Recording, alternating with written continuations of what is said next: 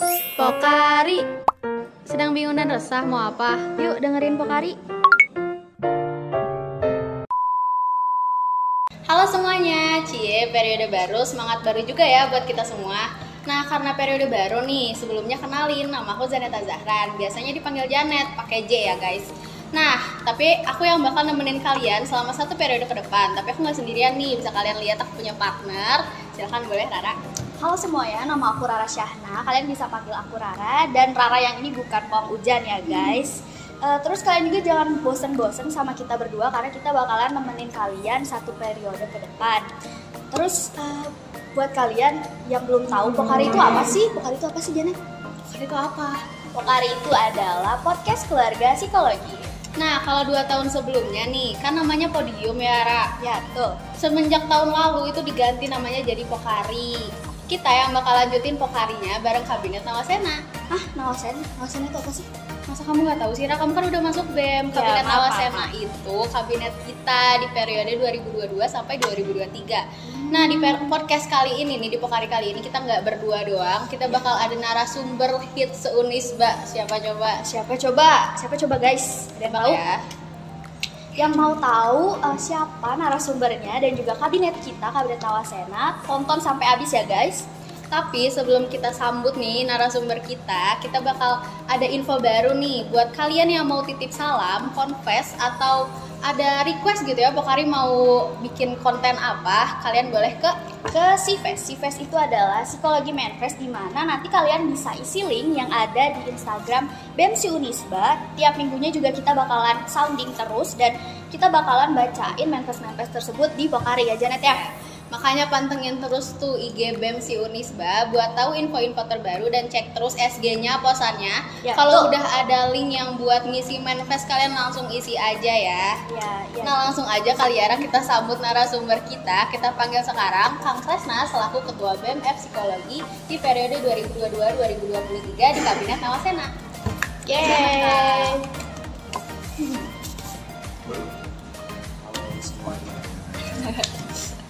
Oke, kita kenalan dulu kali ya Kang ya. Akang namanya siapa, terus asalnya dari mana, angkatan berapa, NPM-nya apa, rumahnya di mana, semuanya Kang, lahir kapan? Lengkap ya, jadi iya lengkap. Oke, kalau gitu ya teman-teman semua, aku izin memperkenalkan diri. Nama aku Kresna Sirari Pamungkas sebagai Ketua Umum Badan Eksekutif Mahasiswa Fakultas Psikologi ya. Nah, rumah aku di mana? Aku asalnya dari Bandung. Oh, iya. Bandung di sini, jadi nggak jauh-jauh amat kok dari Unisba, di sini Bandung. Udah sih, aja pertanyaannya cukup. Iya cukup. Ya. Jadi di sini kita bakalan ngobrol-ngobrol santai aja ya Kang. Boleh. Ya, jadi gimana nih Kang kabarnya kan?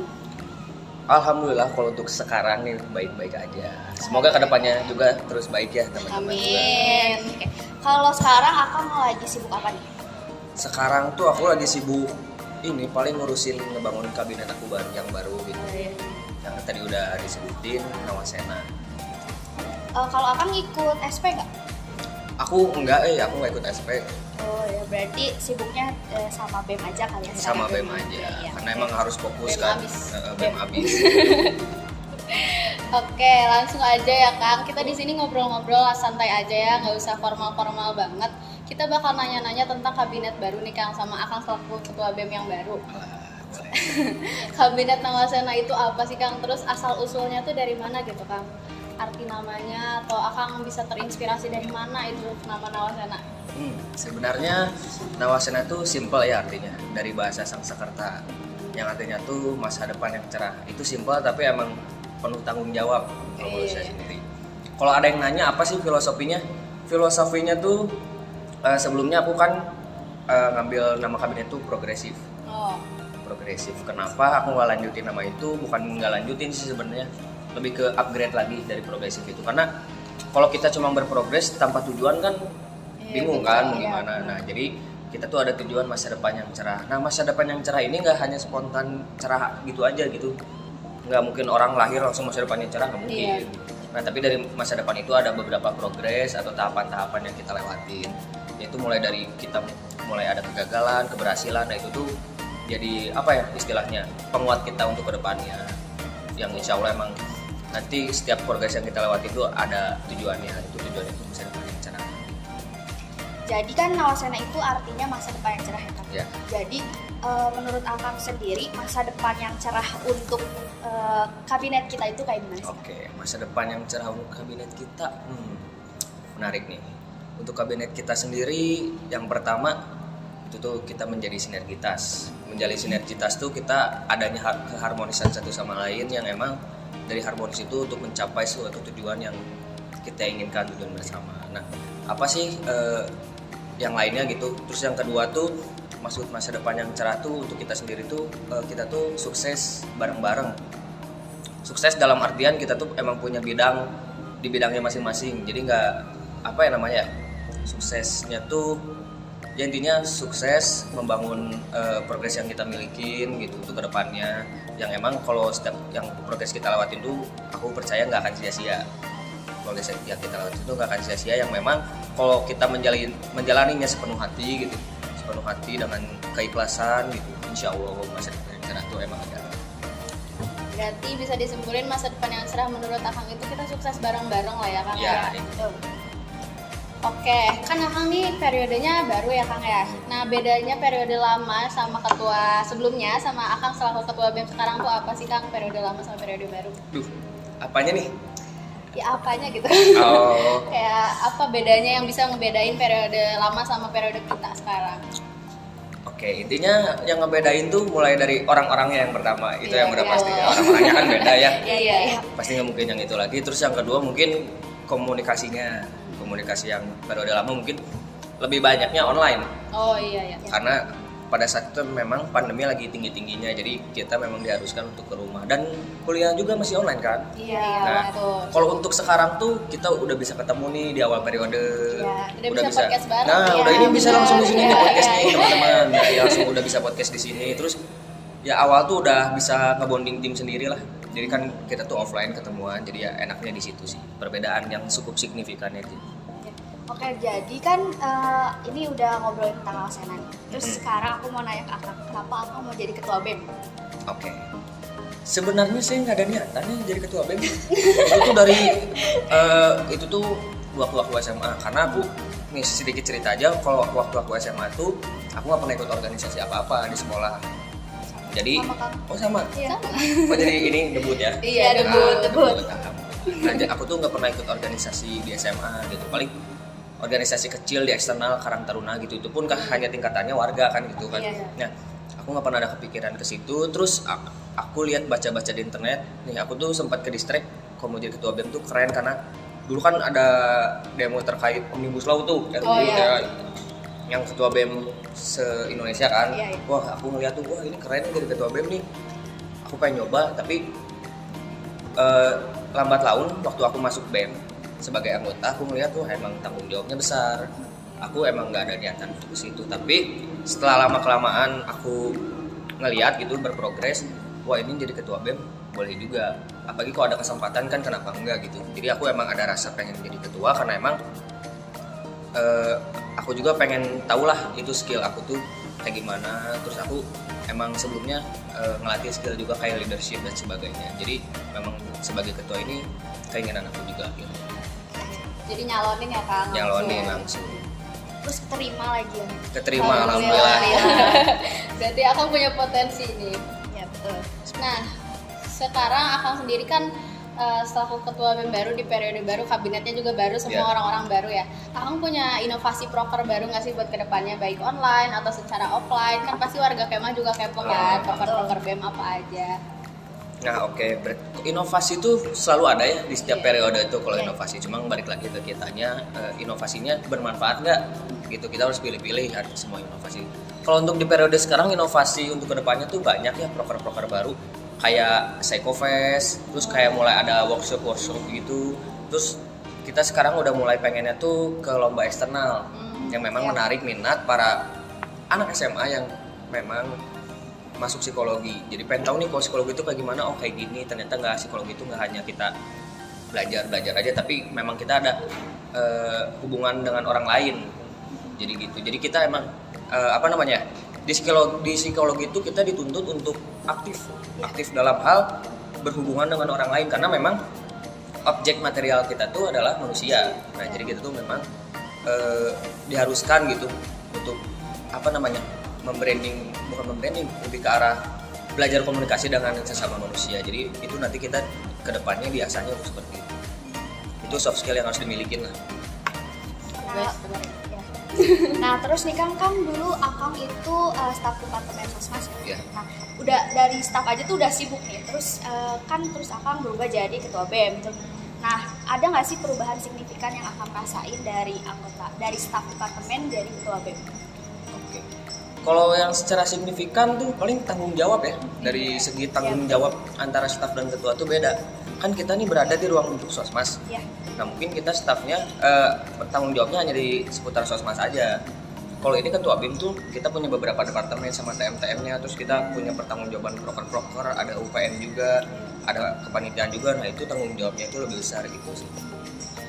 Tanggung jawabnya lebih besar jadi ya. Tanggung jawabnya memang. Tanggung jawabnya lebih besar berarti kesibukan Akang juga Nambah, banyak makin ya. banyak. Makanya. Nah, karena kesibukan Akang nih kan nambah nih jadi ketua BEM. Gimana sih cara Akang bagi waktunya gitu antara kesibukan kuliah, kesibukan BEM, terus healing kan kita juga butuh healing ya guys. Iya Harus itu.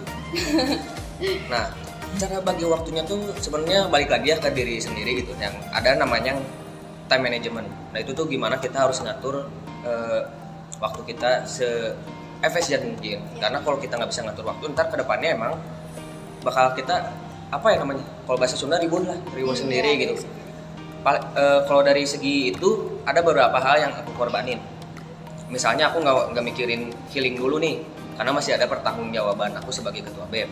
Terus yang kedua, aku nggak mikirin untuk tidur tuh memang secukupnya aja, sama kalau se-efisiennya aja. Jadi itu waktu tidur tuh memang berkurang dari sebelumnya gitu. Untuk masalah apa namanya healing tuh memang ya dibutuhin sama kita juga anak muda sekarang nih, apalagi lagi sering nyebut healing. Nah, healing itu sebenarnya bukan sekedar staycation atau main dan sebagainya ya, tapi healing itu juga bisa diartikan sebagai kita rehat dari dunia yang emang bikin capek mental kita sendiri. Betul.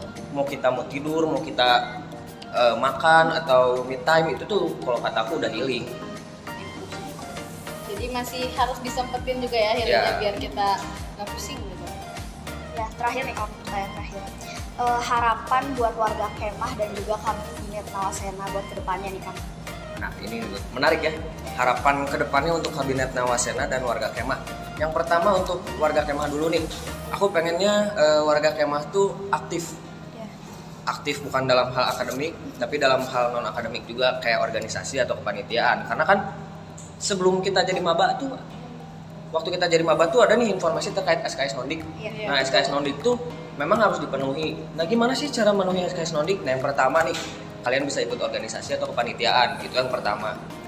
Nah yang kedua, kalian bisa ikut seminar-seminar tuh lumayan SKS Nondiknya, jadi memang seperti itu. Yang ketiga, lomba-lomba.